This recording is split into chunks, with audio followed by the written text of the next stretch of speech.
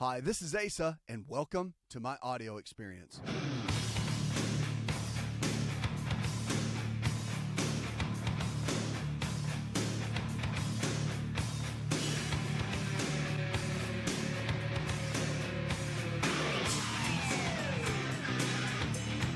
What do you struggle with? Let's talk about it. Now, depression is one of those tough health challenges that reaches people all over. And really, it's the number one prescribed medications are antidepressants right now in America. Staggering if you really think about it. But there's 4 ways to manage depression naturally that's out there that I want to get into. And pretty much across the board, most of the traditional medicine and even alternative side will agree to these. These are pretty much the basics, if you will. So again, people go through ups and downs. And I mean, again, determining what depression really is, there's a system to go through that, and your primary care physician can easily go through and detail that out to see if you really are just going through a tough time or if you might be facing a true side of clinical depression and might need medication or at least some of the natural methods to be able to get through it and bounce back. But 16 million adults is the statistic have had at least one major depressive episode in the past year. That's quite a bit. The individual suffering will see some of these or even all of these. And one is sadness, loneliness, emptiness, irritability or frustration, loss of interest or pleasure in normal activities is a big one. Now, sleep disturbances are big because you can have lower serotonin levels, and that low serotonin level can really be quite the challenge. And that's what, of course, the medications build up on are those levels. And the other is change in appetite or energy level, pretty common. Trouble with concentrating on task, losing focus, and thoughts of death or suicide. So if you start having those kind of thoughts, or even if you have a loved one that starts having these kind of thoughts, really get them help. I mean, at least get them to a family doctor, or a psychiatrist, someone, counselor, even somebody that can help them along the way.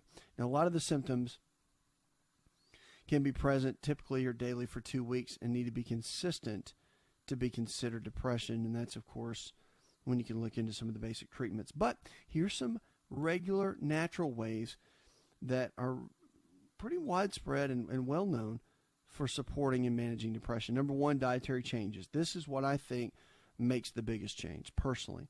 You change the nutrition in someone and you begin to change and transform their body all the way around, because we're only as healthy as the foods that we eat, digest, absorb, and assimilate.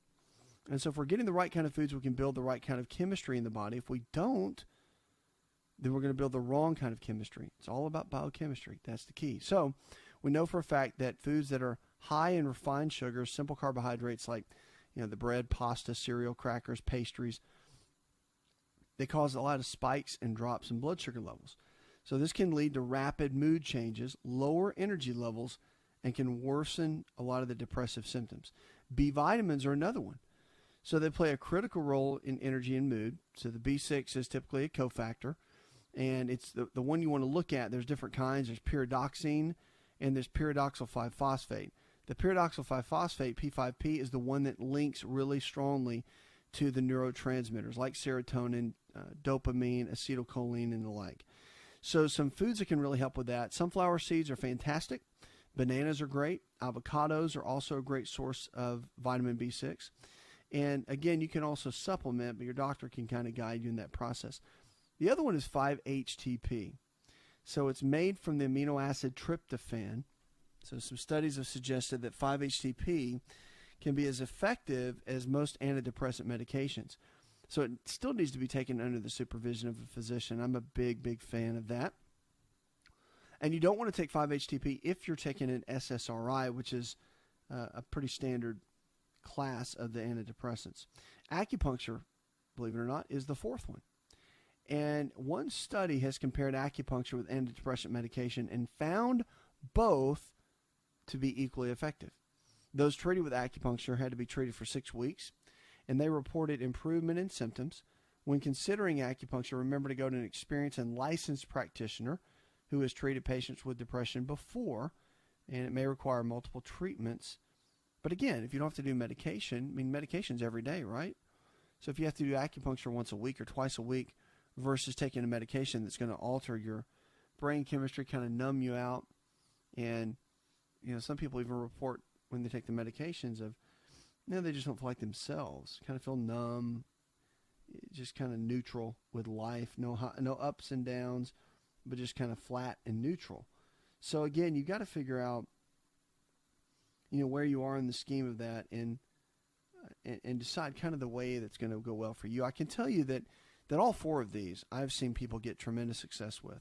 People that were on medications, people that had gone through some really tough times. And if you go through a serious loss, like if you hit a major tragedy in life, someone that's been married for 40 years and you lose a spouse, or maybe it's a job you've had for 30 years and now you're in your latter years and you lose that security of that job, people can go through some really tough stages, and sometimes the nutrition and the natural way is not enough.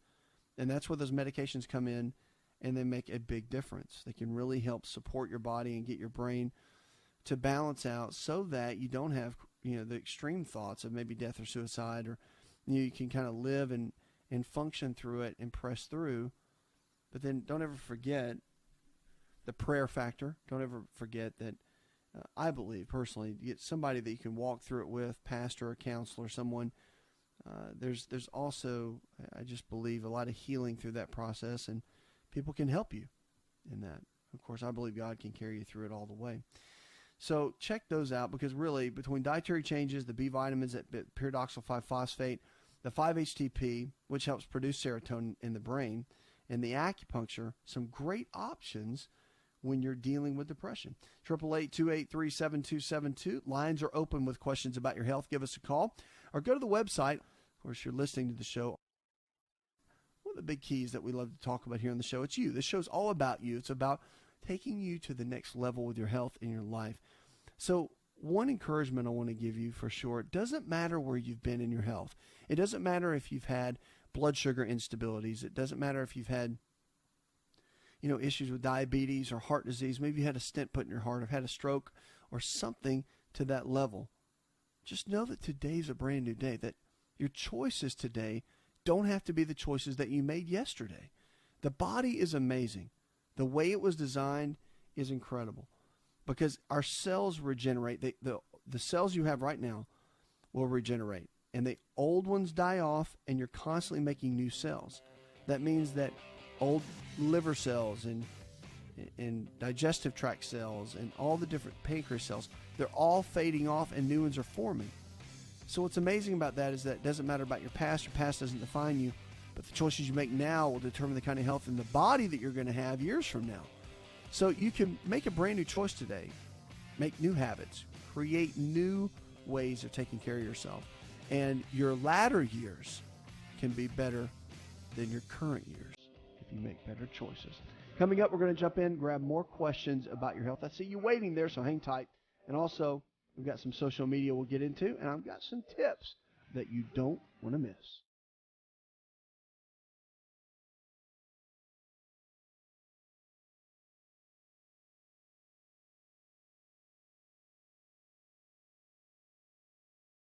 Hi, it's Asa. I'm giving you a copy of my best-selling book for free to help you in your health journey today. I'll pay for the book. All you do is just cover the small shipping and handling costs. Go to asarx.com and get your free book today.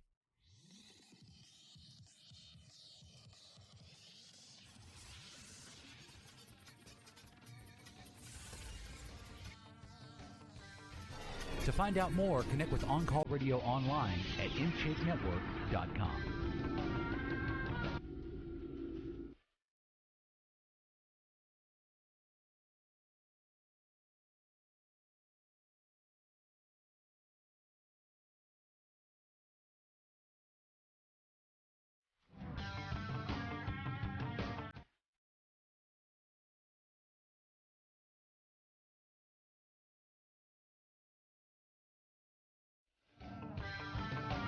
Henry in Ontario, Canada says, my 3-year-old daughter is very hyper. When do I know if this is hyperactivity disorder or ADHD? Well, again, you just want to, you kind of monitor their behavior patterns and look at their distractibility. How often does it happen? I mean, kids are like that in general.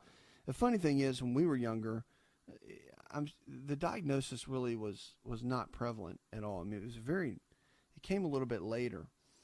So, I mean, do kids really have ADHD? It just depends. You got to go take them to the pediatrician and let them do some of the various testing that's done in office to kind of evaluate that. But, again, you got to look at patterns over time, and that's what the physician will find out. But it's a challenge because I think there's a fine line of putting them on the medication versus not. And, modifying the diet makes a big difference. Taking a child off gluten, for example, which is tough, and sugar and the processed carbohydrates and all, that can play a big role.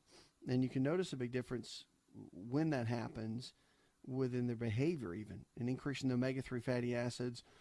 Again, pediatricians need to walk you through that, but find someone that will work with you at that level, because diet for any type of hyperactivity disorder, major deal. I mean, you can see a big difference in most kids that struggle with that. And look at the diets at children that deal with ADHD at any level. They're going to be loaded with processed foods. You see it every single time.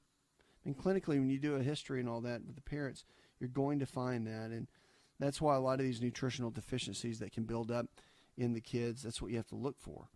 And again, you can get someone to walk you through that process.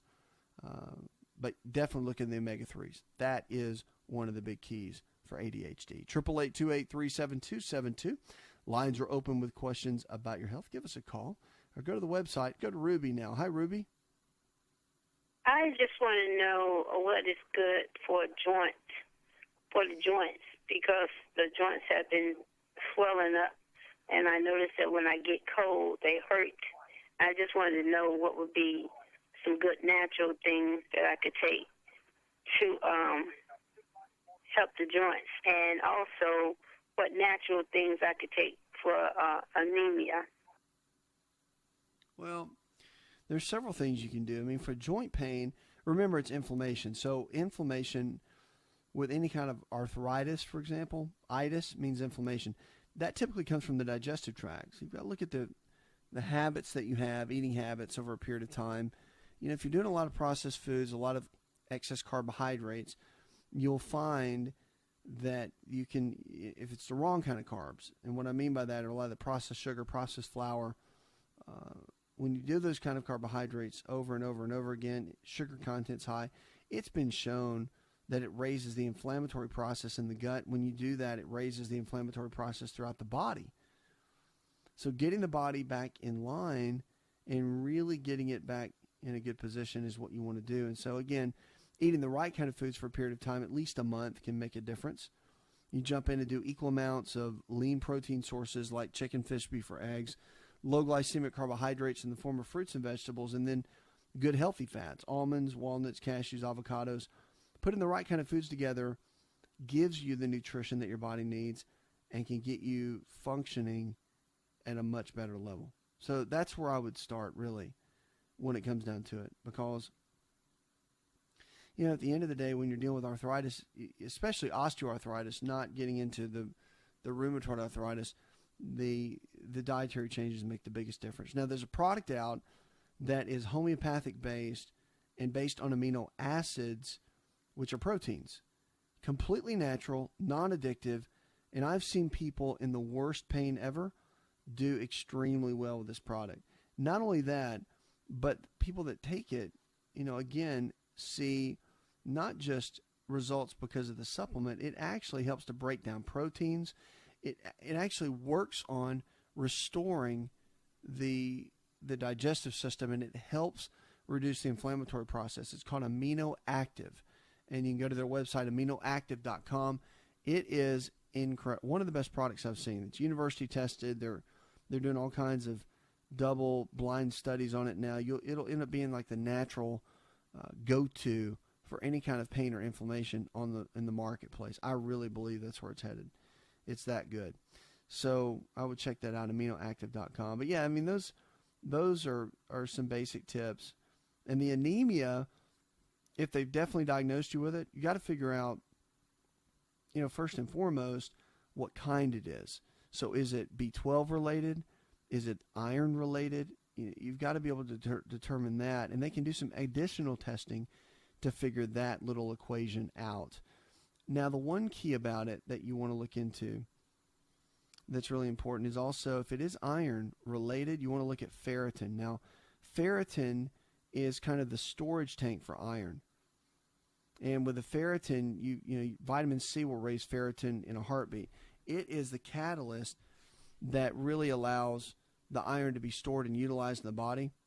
And you can get a little ferritin test, very simple. Your primary care doctor can check it out. So when they check the iron levels and they look for B12 and folic acid, have them look at that and see if it's even a factor in the equation. Because typically with anemia, it's kind of important.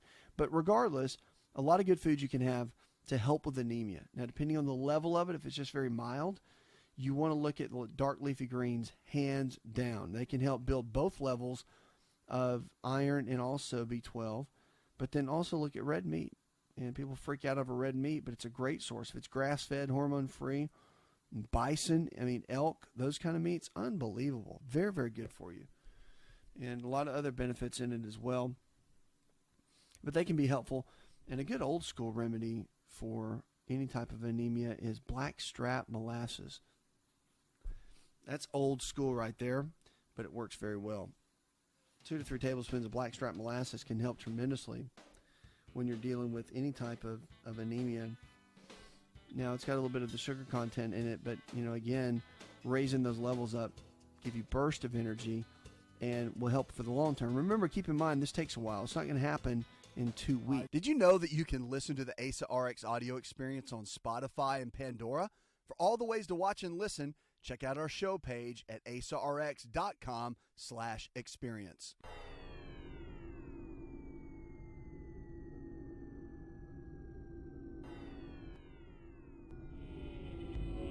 To find out more, visit the show online, InShapeNetwork.com.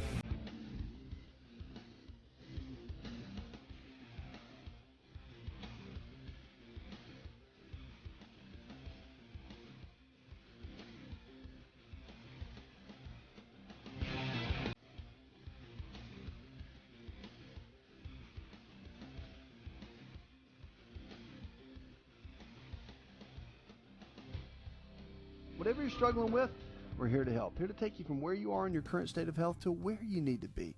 It's all about thriving. It's all about lifestyle, and it's about the choices that we make every day, because that can transform your health more than anything else.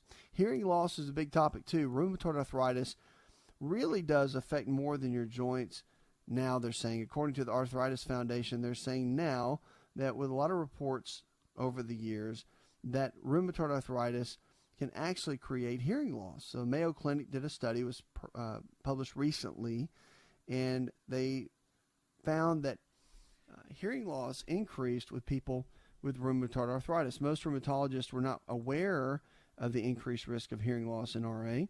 So this is a new finding, and at Ohio State University, Wexner Medical Center near Columbus, they said it's not something that we would routinely screen for, but now it's become part of our normal routine. So if you deal with any type of hearing loss and have joint pain along with it and have never been diagnosed with anything, go to your doctor just to double check and make sure that the two aren't kind of stemming hand in hand, and maybe there's some underlying issues that have not been addressed.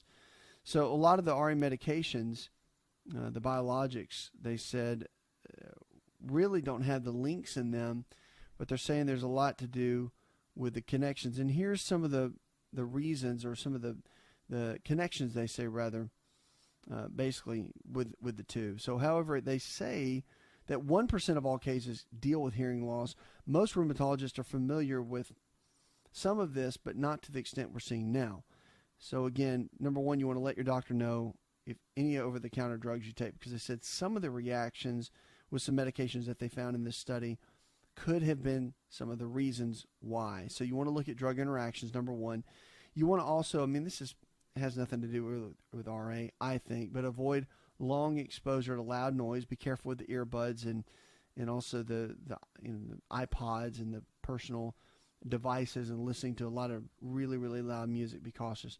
Ear protection if you're working out loud around a lot of equipment, lawnmowers, that sort of thing, and keep the volume down always, as much as possible, if you're listening to the headset with your phone, talking to someone, or even just the basic music, be cautious with that. Hearing loss happens very slowly, so you don't really notice it. It kind of creeps up over time until it gets to the point where you're a little bit challenged with it, and that's when really you got to be very, very cautious at that point. 888-283-7272. Lines are open with questions about your health. Give us a call. Go to the website. Now, we're going to talk about our food of the hour in just a moment. And the food either brings health to the body, or what does it do? It takes health out of the body. And so we've got to understand that certain foods really can transform our health if we know how to use them and use them in the right way and on a regular basis. Now, you don't have to be perfect. I have this conversation all the time. You don't have to be perfect with it. I mean, really, 90-10, 80-20, those kinds of rules really do apply with our eating habits and our overall lifestyle habits. So, I mean, if you eat well most of the time, have maybe 2 to 3 meals that are off the wagon a week, not a big deal. And if you really do that for a while, you'll think, man, I don't really need more than about 3 junk meals a week, and I'm good. And you can eat salmon and eggs and protein powders and vegetables and all that sort of thing that you may feel like you'd feel deprived if you had to do that all the time, but people end up doing really well with it. So powerful at what we put inside of our body, how it becomes our body, and how well we can do. Now let's go to the phones and talk with Fran. Hi, Fran. I would like to know if there's something that can be done for a tumor on the pineal gland, pineal, in the brain. I'm wondering if there's that controls sleep and that sort of thing. So I'm wondering if there's anything that can be done for a tumor on the pineal gland as far as diet and that sort of thing. Well, the pineal gland is, again, it's extremely important to the body. And, to this point, most doctors will just watch and wait, as they call it. So they'll monitor it. Sometimes a tumor on the pineal gland is benign and it doesn't really mean anything, and sometimes they can mean something. So I think first they got to determine, what the actual tumor is. Is it growing? Is it not? Is it malignant or not malignant? Is it cancerous or is it benign? I mean, you've got to look at those different factors, and they've got different ways of analyzing that. If it's not, then, again, if it's a benign tumor, there's different theories in the alternative world, such as that a lot of the body's inability to break down proteins can cause, and high cortisol levels can cause benign tumors to grow in different areas. It's a theory. It's not proven by any means. So typically that can be a thought of cause. The other to look at, when they a lot of physicians will just say that they don't know, and that's true. So a lot of times we don't know what caused something like that. But the good news is if it's benign and it's not creating any changes within the body, if it's affecting your sleep a little bit, there's ways to work around that to help support the circadian rhythm and to build those levels up. But if it's not affecting it at any level, then I would tend to agree with what the physicians are saying and just watching and waiting. The best way to do anything when there's something weird going on in the body and there's just not a lot of explanation is to begin to build up your habits. So your eating habits, getting everything pretty balanced out. I mean, equal amounts, lean protein sources, chicken, fish, beef, or eggs, low glycemic carbs, and then, like fruits and vegetables, and then your healthy fats, your almonds, your walnuts, your cashews, your avocados. All of those together make the biggest difference. Look at your exercise habits as well, making sure you're doing, I would say at least 10 to 15 minutes a day, 5 to 6 days a week. Just get out and walk. If your habits will follow, or prelude rather, what your goals are, you can make huge strides in your health, and you don't have to be stuck where you are. 888-283-7272. Lines are open with questions about your health. Give us a call or go to the website. Now, cantaloupe is our food of the hour.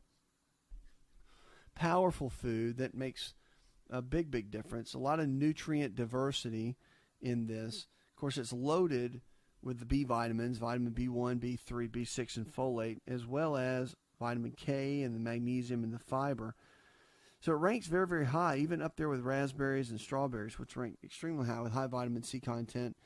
Now, the cantaloupe contains more beta-carotene than alpha-ketogene, but because it contains both the carotenoids, it also contains both of their derivatives, including the lutein and the like. So it's got a lot of vitamin B, vitamin E as well.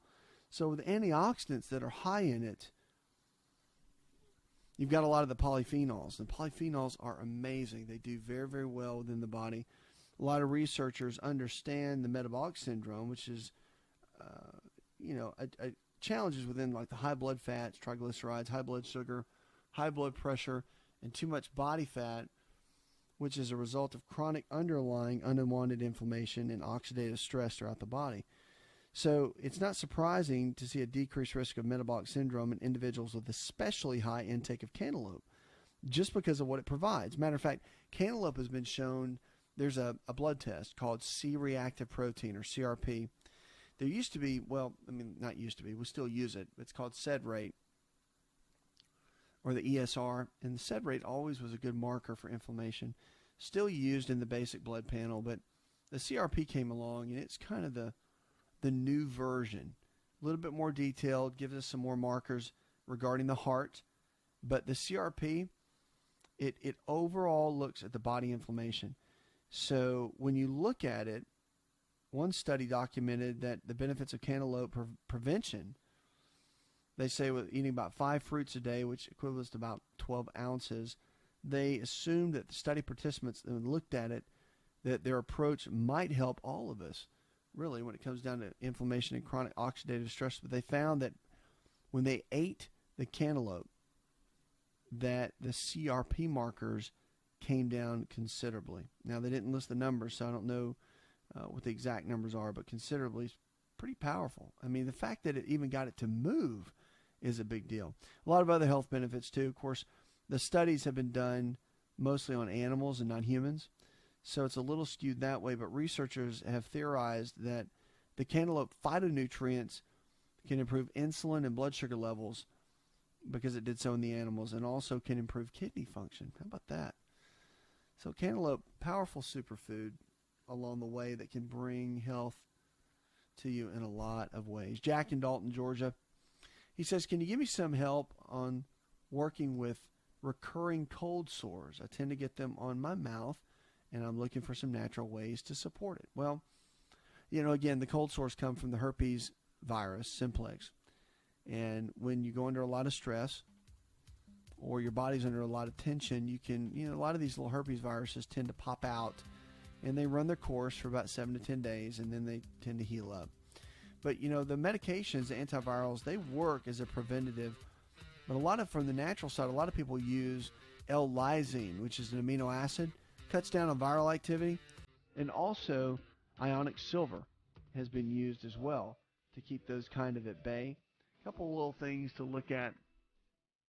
But for the most part, when you've got viruses, which is what that's built from, keeping the stress levels managed. I mean, I know it's hard to eliminate stress, but managing stress levels is the absolute key. Coming up, we're going to jump in more questions about your health, and I've got some social media you need to jump into as well.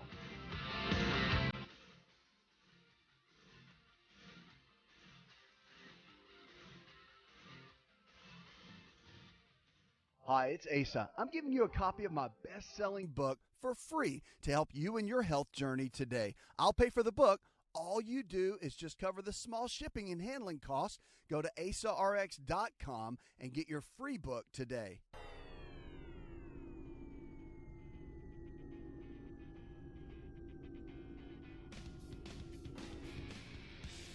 Connect with On Call Radio and watch On Call TV at InShapeNetwork.com.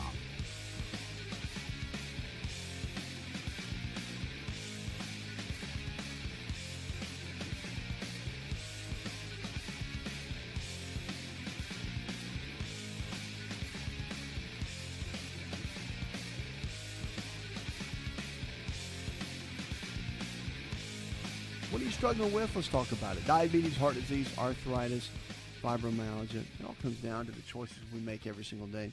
Powerful. I've seen so many people come out of the health challenges that they're in, regardless of what they're struggling with in so many different situations. It's really amazing to see. So at the end of the day, when you're looking at ways to support the body, you start with nutrition first. Always. The foods you eat matter more than anything else. And then also look at your exercise patterns.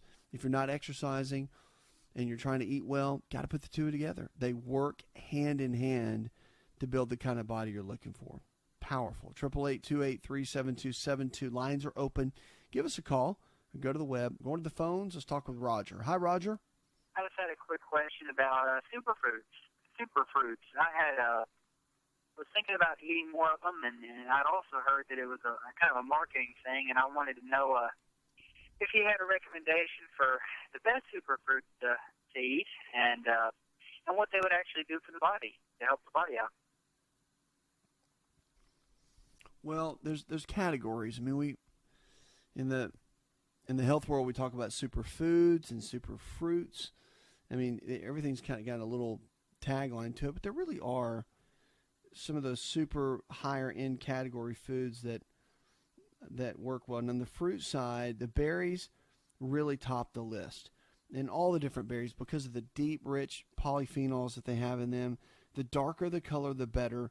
So many anti-cancer properties. I mean, study after study after study have been done. I mean, take blueberries, for example. They are powerful in what they can do in the body. I mean, literally, it just, you read the list of it, from diabetes to cancer to heart disease to Crohn's disease. I mean, the list goes on and on. They're so powerful. And then you got other superfoods, as they call them, different vegetables. I mean, you take things like kimchi, which is cabbage, and the way it's cultured. I mean, what it can do for the digestive tract. You look at certain foods, something basic like a sweet potato, and all the different benefits. That's why we always highlight certain foods, because really, if it's untouched and it's a fruit, vegetable, for the most part, it's omega-3 fatty acids. I mean, they are all superfoods at what they do, and they've all got deep properties that make a tremendous impact in your health. So you look at those, and it's incredible to see what they actually can do. So yeah, if you stick with, and again, all this list is in my book and it's also on the website. But if you stick with good basic whole foods, where man has not tampered with it, right? So an apple is better than an apple pastry.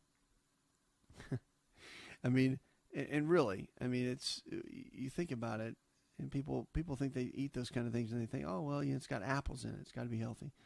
But really, if you eat foods in their original design, you're going to do very, very well. Oh, that's across the board, and can do, I mean, really, really well. I see so many people that restore their health just by better eating habits. It's incredible. So you could start there and really begin to win if you're looking at the preventative side. How you eat, they say, can possibly either affect back pain in a negative way or not. Now, back pain is something that pretty much, they say, about 90% to 95% of every person will experience some type of back pain at some point in their life. So when it comes to inflammation, and really this goes along with inflammation throughout the body, there's certain ways you can eat to lower the inflammatory process. So John Spallino, he's a physician at the Laser Spine Institute in Tampa, Florida, says inflammation will run rampant throughout the body, cause all kinds of issues and problems, including low back pain. So creating an anti-inflammatory diet to battle back pain becomes much more important. The best thing, though, is if you're prone to back pain, to follow some of these basic diet tips. Now, most importantly, a plant-based diet with flax and chia seeds is probably your best bet to avoid a lot of the inflammation. And then again, plenty of the omega-3 foods like salmon, mackerel, sardines, herring, black cod, tuna, and trout. Those are some of your best fish choices. The naturally pigmented produce, which is the key part of the anti-inflammatory diet. This is all in my book. And there was a Neil Levine, who's a clinical nutritionist, said recently at the American Nutrition Association, if you're looking for foods that reduce back pain and are high in nutrition, carrots, beets, sweet potatoes, cherries, berries, grapes, and red wine. Also, pomegranates and watermelon are very beneficial. Now, a lot of the herbs and spices can help too. They're known to do that. Basil, cinnamon, ginger, rosemary, garlic, curcumin, onions, oregano, and even turmeric can help in this process. And the teas are always beneficial. These have been around and known for quite some time. The oolong tea, the white tea, and the green tea are fantastic and extremely beneficial.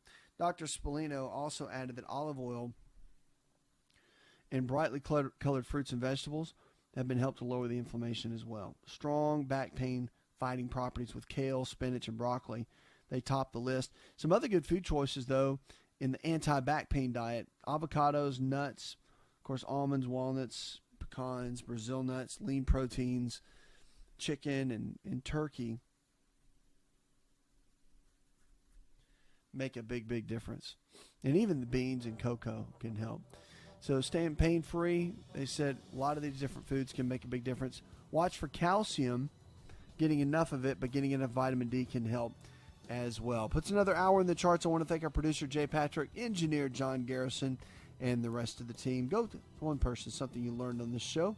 Together, we can transform the health of our friends, our families, and our communities. You're listening to the show that helps you get well, stay well, and live well.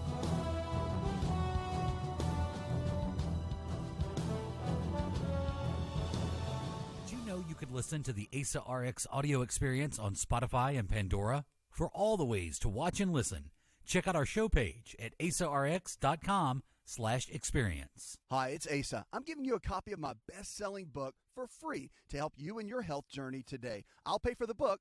All you do is just cover the small shipping and handling costs. Go to asarx.com and get your free book today. This episode is over, but check episode notes for links to products and services you've heard about on this episode. Thanks for listening and subscribing. Please share the Asa Rx audio experience with others and stay in touch by giving us your comment or review.